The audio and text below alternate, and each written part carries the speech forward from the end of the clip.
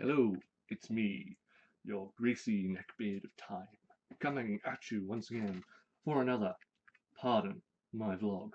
That's right, it's Friday. It's the weekend. Let's do this. So, given we left off with that topic last time, I thought I'd have a little fun one-up vlog for you. This week, I'm going to show you my character creation process for RPG characters, because I feel like it. Now, this process can actually be used to make characters in other ways, for other formats. I've done this before. Not to the full extent, sort of rolling stats and everything, but using the RPG system as a template with which to create characters. I think that's a very good way of doing that. But this time we're going to use Pathfinder. It's the game I play the most. It's not my favourite game, but it's a good game. So we're going to create a character. So, where does one start?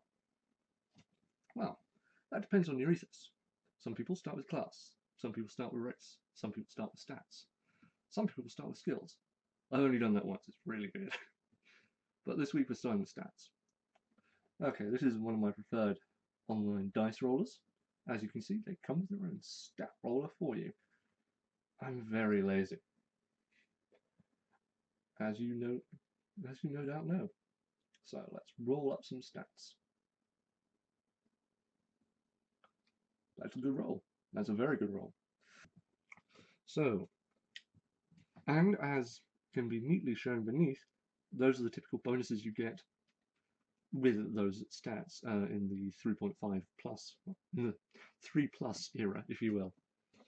So we have a 17, a 13, sorry, I'm noting these down, because they'll come up later, an 18, a 14, a 14, and a 15. Excellent. Those are good rolls. So, we have our stats now. The stats are the basis of your character. They're the physical and mental attributes of the person. They are your nature, if you will. They are what the world made you, to some degree.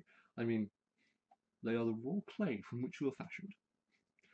Now, of course, the important thing we mustn't forget is what world we're playing in.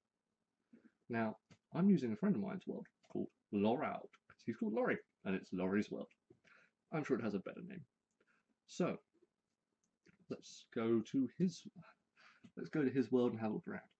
So, this is one of the continents of Loraud, drawn. As you can see, it's a wonderful map. Laurie is a wonderful cartographer. He has loads of maps. He is an excellent GM. Now, the place we're playing in is called Ishabreen.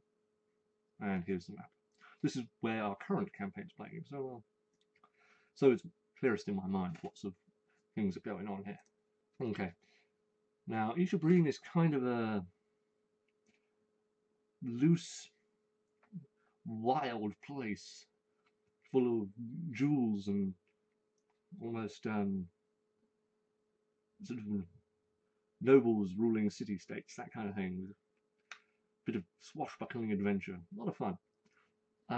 So that's the kind of. So let's start with this. So this is the world we're in. What kind of person would thrive in this world? In a world of swashbuckling high adventure. So we need to think what kind of character we'd like to make for this world. Because the important thing is your character must fit the world. Unless they're not of this world. Then they need to fit the world they're from. But this guy's from this world. He's from Ishabreen. So, what kind of guy would succeed in this place? Merchants do well. Nobles do well. But I think I want to do a noble. I've never actually played a nobleman. I've usually played wizards poorly. They die a lot.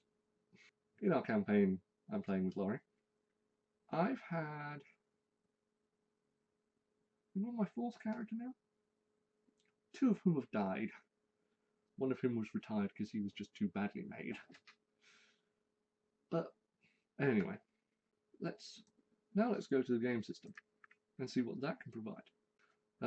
This is the Pathfinder Online SRD, where you can find all the rules, all the classes, pretty much everything you want for Pathfinder. It's a great resource for any role player out there. I highly recommend it.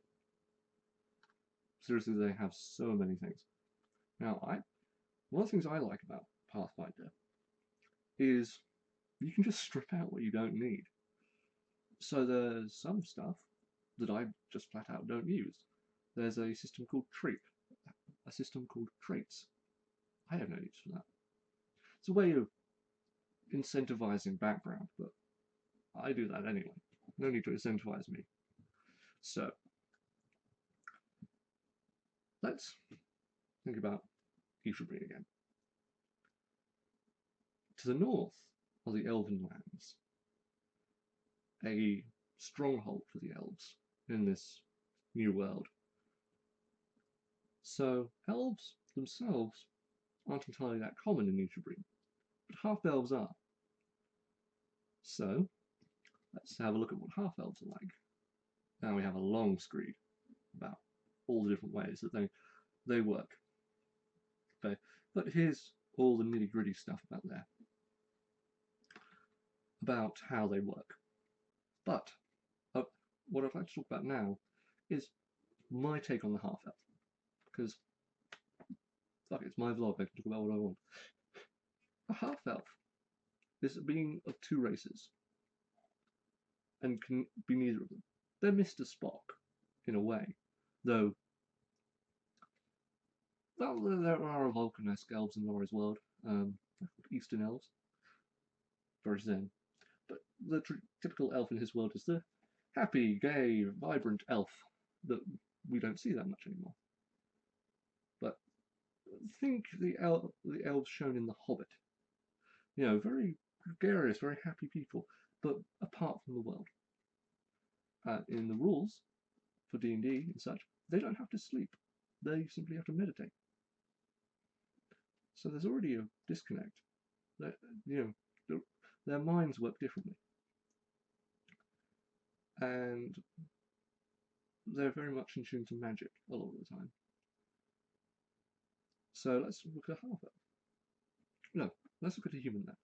A human in D&D is less well defined, which I find annoying. A human is kind of the everyman, but not really. So mechanically, a human has a +2 tiny stat. Each race gets a bonus and a negative, apart from the half-elves, half-orcs, and humans. Which is admittedly, it's quite a lot, but anything human has versatility, shall we say. So elves have a bonus to dexterity, intelligence, and a negative to constitution, meaning they're faster, smarter, but weaker. Simple, right? But the human blood in an elf can muddy that. So maybe they're not as smart as their elves, but they're stronger, or sturdier, perhaps more charismatic. It's all about, there's a versatility in them that the classical elf doesn't have. So perhaps half-elves are the frontier for new ideas in the elven world. Though in Laurie's world, there is a barrier very much for half-elves, and they're not actually allowed into the Elven Kingdom as far as I'm aware. These are all secrets in the current campaign we're facing, so I'm kind of middling through. So, we have this half-elf nobleman. I'm going with he, because while Laurie does allow a lot more gender equality than there would be in a medieval society, I still feel you need to play to that. So, he's a bastard son of a nobleman. I like that. You know, he's illegitimate. So that immediately does a number of things. Makes his station less important. Well, it makes his station precarious. But it also means he'll be the centre of plots and power plays around him for his position. So what would that do to a personality? Now, we haven't really done much yet, but we've already sort of described what the basic nature of a half-elf might be. So it's unlikely that he'll doing what's expected, I think. I think that's a good thing to think about when it comes to a half-elf. They do the unexpected. So, does he run away from the nobility? Well, he's smart, he doesn't, because that's a great resource. That's his family. And he can play on that. That defines his position. So he has to be smart and somewhat conniving to survive. So does that put a chip on his shoulder? Give him a sense of daring do, if you will? I think it does. I think that plays into the swashbuckling nature. It also means he has something to prove, which is important. So he's ambitious. An ambitious character is always fun, isn't it? Because so what do we have thus far? We have a wild card. That's what this character is, a wild card. Bastard son of a nobleman, with everything to prove, everything to gain and everything to lose. In a world where sword fights and poison struggles in the night determine the fate of the country, where banditry is rife, and the sword is king. There's even a city of swords. So how can we bring this together in a character, mechanically, now? So, let's have a look at our character sheet. So this is the simple Pathfinder character sheet. That can be found on the Piezo store. This isn't the usual character sheet I use for our Gaming's Glory project. Very kindly prepared a custom character sheet for us, removing some of the bullshit we don't like in the game. But this is a very simple one that will do for our purposes. So, player would be me. Let's put that in now. Name. We'll get back to that. Names are very difficult. Race. Half-elven. Gender. Male. Age. We'll come to that in a bit. Appearance. That's a bit more complicated. We'll do a proper description later. Class. Now this is an important thing. Where should we put our class? We'll go over the choices in a second. Level, I'm going to build this to 5th, because first, you don't really get to see much. 7th is too much. Okay, but now the important bit. Stats. Abilities, attributes, whatever. They come by many names. Strength, dexterity, constitution, intelligence, wisdom, and charisma. Each of these has an obvious meaning and a less obvious meaning. Strength is clearly physical ability, right? You know, it's how hard you hit, how much you can carry, but it can also be just how pug ugly you look. There is a rule that you can use strength instead of charisma for intimidate if you just want to look menacing. Intimidation is one of the social skills. Dexterity. Your speed and flexibility, though, does actually affect how far you move in a game sense. But it's also how well you can deflect movement, how well you can deflect attacks, so it also applies to your armor ability. Constitution is how healthy you are, how, in a game sense, how many hit points you have, but it's also how versatile you are in terms of fending off poisons and just your general health. Intelligence is your wits. Now, there's a long-standing argument about whether wisdom and charisma both need to be there. But there's an old gaming maxim. Intelligence tells you that it's a dragon. Wisdom tells you not to fight it. So wisdom is also your common sense. But it's also your mental energy and your mental strength. So it's how you defend yourself against mental attacks. And charisma is how eloquent you are, how good you are at speaking, but also your physical beauty. It's sadly typically a dump stat for most gamers, but I don't like putting it there, personally. So that is something of a sadness, though, that it's always a dumps now. So, how should we assign things? Because remember, we have a +2 for being half-elf. Well, should we not choose our class first? And you're quite right, that was a terrible mistake on my idea, but maybe it was a test for you. So, here we are back at the SRD. Now, let's see all the class options we have. We have the core classes: Barbarian, Bard, Cleric, Druid, Fighter, Monk, Paladin, Ranger, Rogue, Sorcerer, Wizard. Then the base classes: Alchemist, Cavalier, Gunslinger, Inquisitor, Magus, Oracle, Summoner, Witch. Alternative classes: Anti-Paladin, Ninja, Samurai, and hybrid classes: Arcanist, Blood Ranger, Brawler, Hunter, Investigator, Shaman, Skald, Slayer, Swashbuckler, and War Priest. And then there's Unchained classes, which are a variant. Personally, I don't have much interest in anything beyond the base classes. I think really they're just too interested in power pools, which I think just aren't very useful or interesting.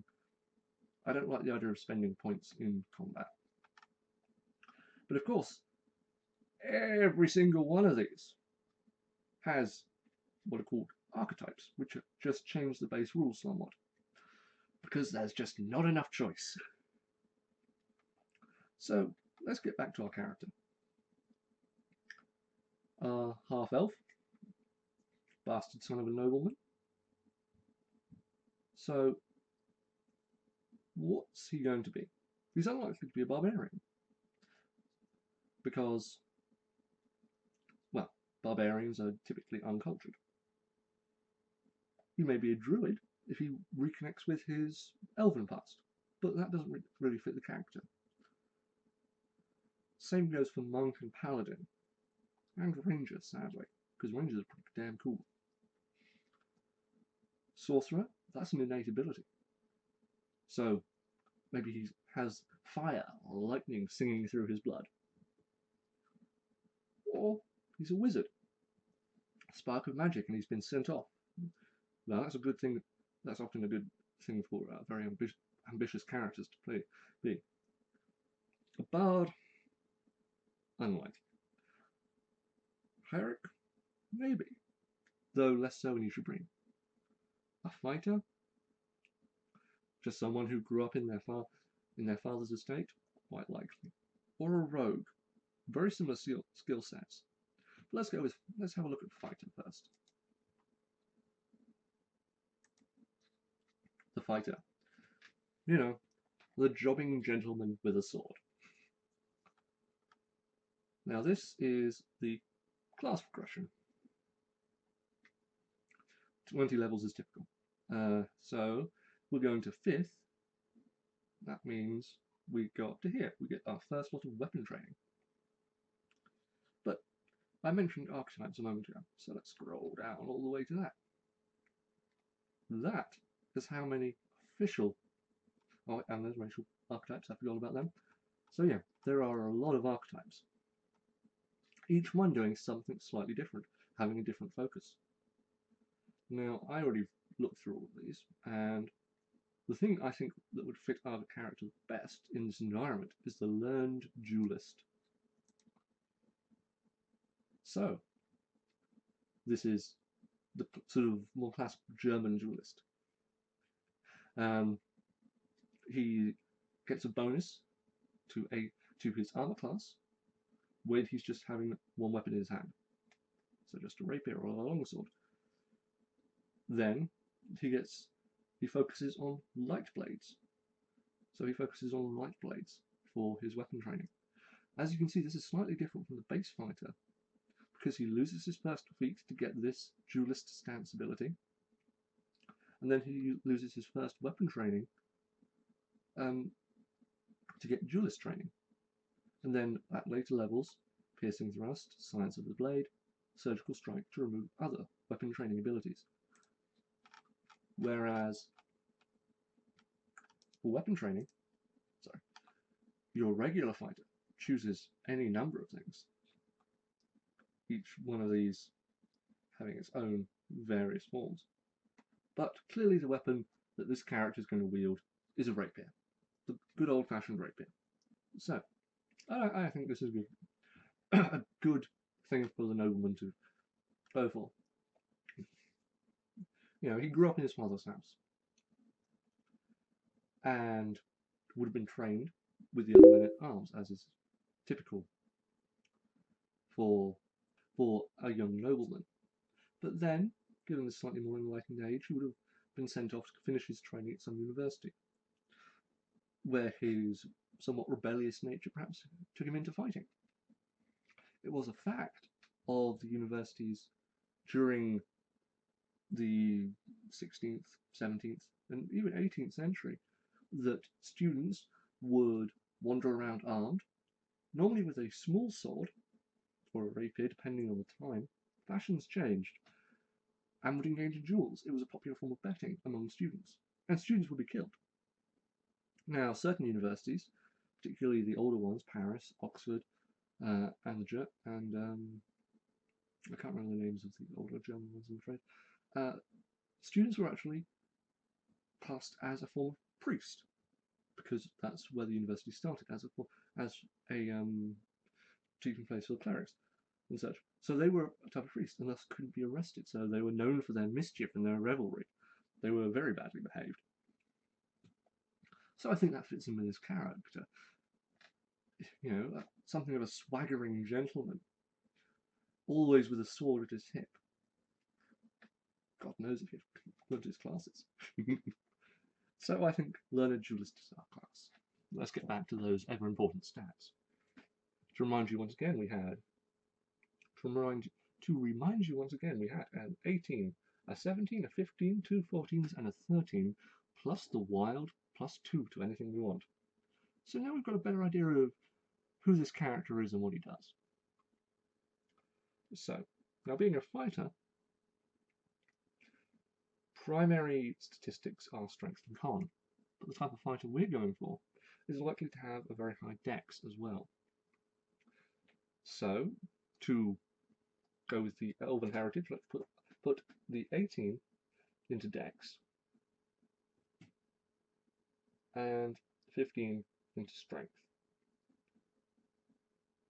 Now I like smart characters.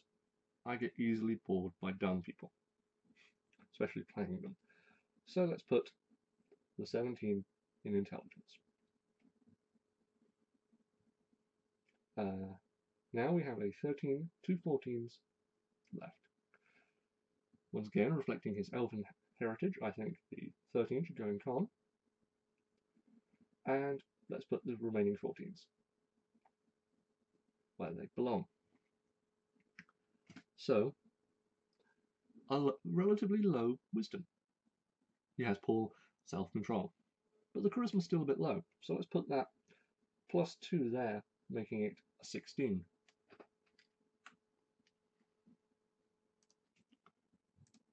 Now there's one last thing we have, which is a plus 1 for character advancement. As you level up, you gain different things. So you gain feats at different levels, and you gain additional ability scores. So, because I'm biased against this stat, I think let's put this additional ability score, this plus 1, into intelligence to make it around 18.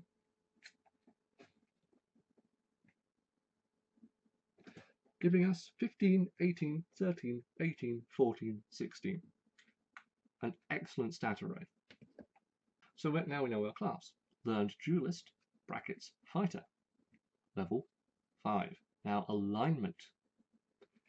This means what kind of person we are. This is honestly a very big question. Now, if you're not familiar with the traditional Dungeons & Dragons alignment system, let's have a quick look. They have a very comprehensive thing on this because alignment is a very important thing to your character. It's your base nature. But the typical alignment grid is this. A 3x3, lawful to chaotic, good to evil, with the neutral sitting firmly in the middle. You may have seen some of this elsewhere because there are a plethora of these kind of images on the net, some of which are very funny, some of which maybe not. They all give a good idea of sort of general alignment. So, is this person going to be a good guy? Is the first question you need to ask yourself. Are they going to be, well, are they a good person? Do they care about others? And where does that go? Then, if they're evil, do they only have their own self-interest at heart? Well, this is a very basic discussion of alignment. Alignment is a very complex and much debated thing in the game. For this character, I think chaotic good is a good idea because it shows his willful nature, but also that he doesn't necessarily play by the rules. He's not lawful. He doesn't believe in the system because he's been shunned by it. But he's still essentially a good person. But is maybe not quite clear on why he does what he does. So let's fill that in on our sheet. Experience points doesn't matter right now. Okay. So this is all very game orientated. Where I'm more interested in the character. So let's go to the second sheet.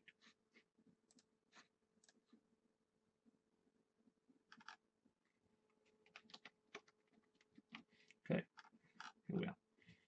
So we have feats and skills. We would have spells if we were a caster, but we're not a caster. Skills are what you know, feats are what you can do, in a very simplistic way. As a 5th level fighter, we have a lot of bonus feats. So 3 bonus feats there, plus the 3 standard feats. But we lose one for being a learned duelist, meaning we have a total of 5 feats, 1 per level, quite nice. Just sort of to give us an idea of the character, there are certain feats that work well for this sort of person.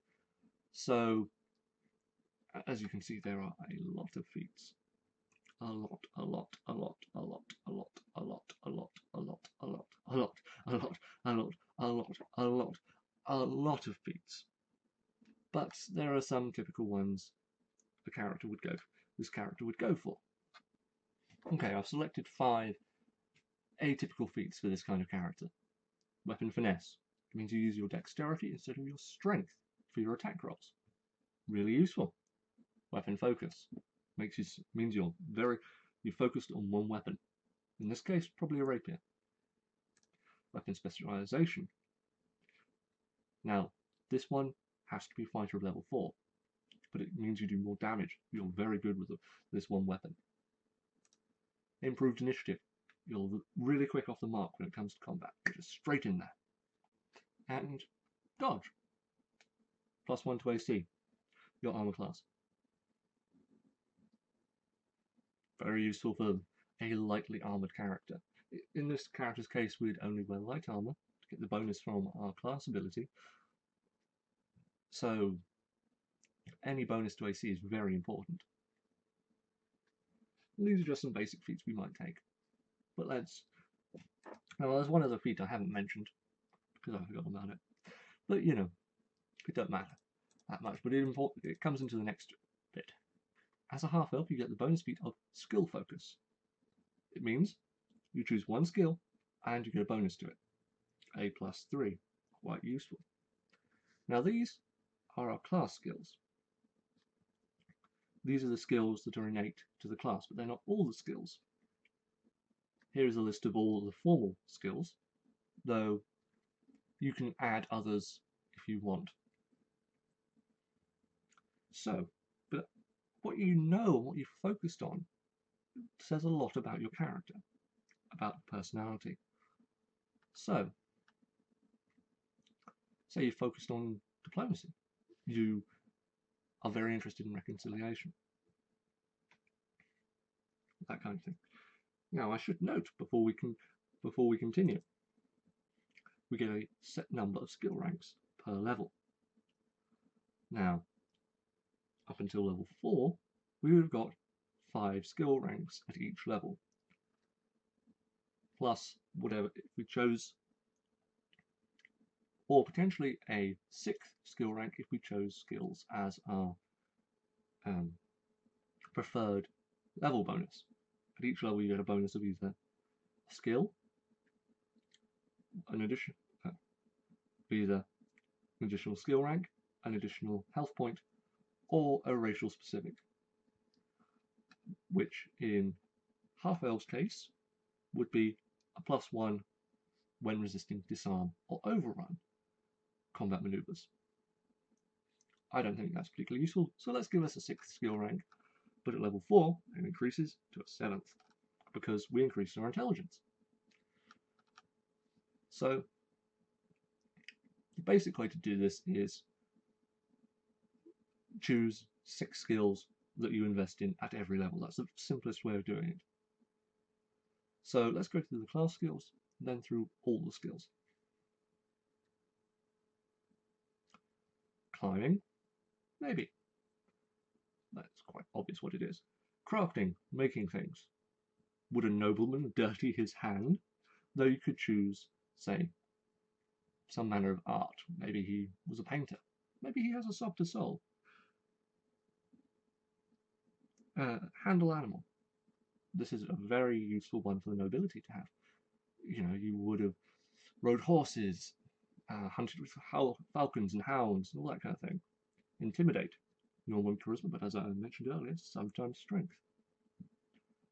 Knowledge, dungeoneering. This is your knowledge of dungeons and its denizens. It's sort of the jobbing adventurer skill. Maybe. Knowledge engineering. Your knowledge of devices and how they work. I don't think so in this case. Profession. This is just your knowledge of a profession you did. Not really appropriate. Ride. How you handle mounts and horses and like. Very much so. Survival. Now this is a tough one, because this could be how well you survive in the wild. Not so much. How well you survive on the street. I think that's a more likely one. This is what I'd normally mark as a half skill. Or the way I do it is I have the skills I consider essential. So for this character thus far, that would be handle animal and ride. And then so these are 1 rank skills. Then I pick a half rank skill, which is every other level I put a rank into it or something. So that would be survival and swim. Another tough one. Was this nobleman an outdoorsy type? I don't think we've decided that yet. He'd know how to ride and handle animals because that's what a nobleman does. But did he swim the lakes? You know, did he climb the highest mountains? That kind of thing. But let's look at all the skills now. Acrobatics. Is he a bit of a show-off? Does backflips? Given how dexterous he is, that's quite likely. Appraise. Can he tell how valuable things are? Does he know the value of money? Bluff. How much of a liar is he? Diplomacy. We've already gone over. Sable device. It's a very thief-specific skill.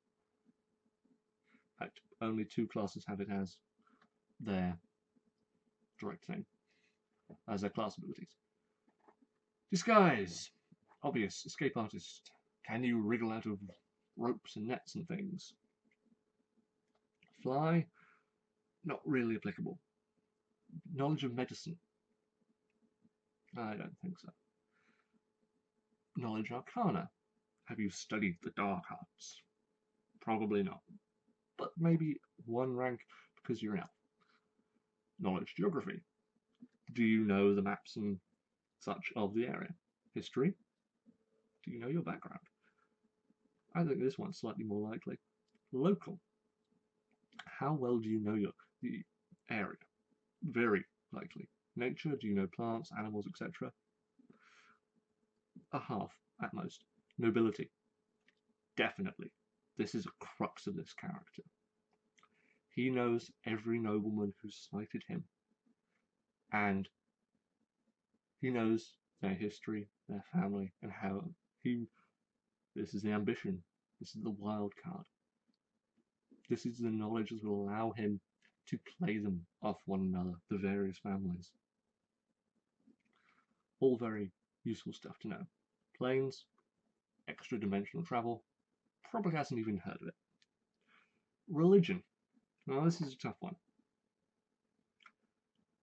In a world where the gods categorically exist, knowing religion is a very useful thing. But it also means that there isn't a need for faith. So,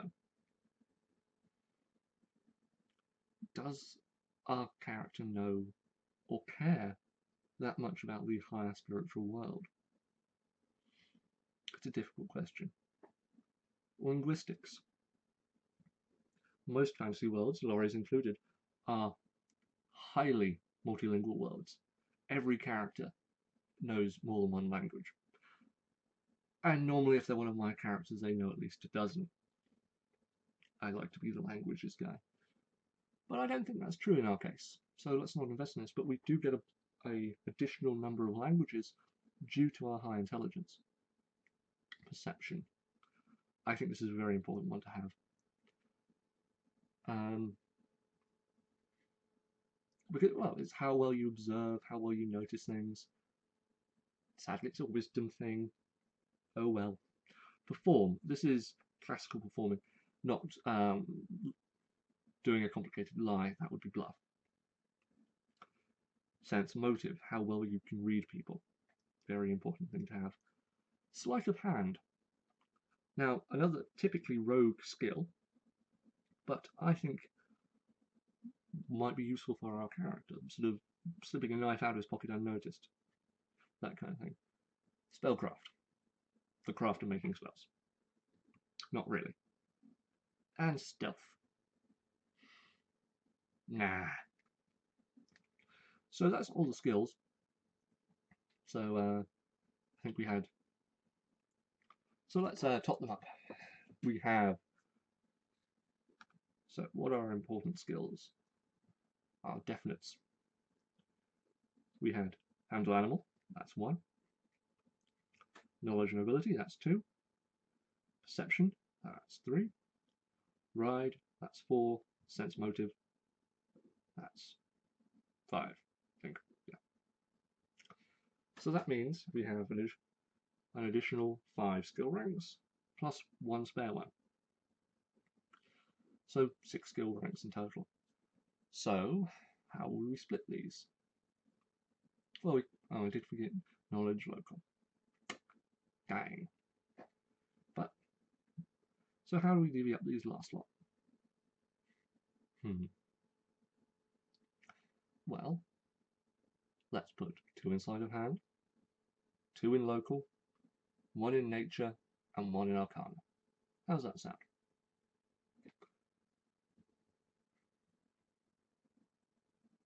Yep, and I think that'll do for skills. Now we have our skills and we know what's important. Let's assign this skill focus. I think you'd end up on knowledge and ability. This is something of a revenge-driven character. So knowledge of his enemies, his family, and their doings is very important to him. So that's all the mechanical basics, excluding weapons and such. I would go over equipment, but there's literally too much to do in this video. So I'm going to leave it at that for the mechanical stuff. And let's discuss this person, because we still need a name. Now, I could look over the wiki and find a noble house, but in Ishibreen, you're normally known as son of. So we can sort of fit that in wherever our GM would let us put it in, whether it would be noble, minor, or lesser, or even major nobility. So let's call him. I'm always terrible at names. Kelsis. random name off the top of my head, Kelsis. Kelsis, the sword fighter, the finest duelist in the University of Argent, or whatever city he went to university. A drinker of wines, a lover of women, a fighter of men. But burning in his heart is revenge for the way he's been slighted because he's a bastard. But he's a jovial sort. He's well liked, makes a joke. And as you can see, all the various choices we've made have very much informed his character. He has a slight interest in his elven background, but it's not much one to him. He's very much focused on his family and his place in the world. And he wants to disrupt the world because he feels as if the world has thrown him away.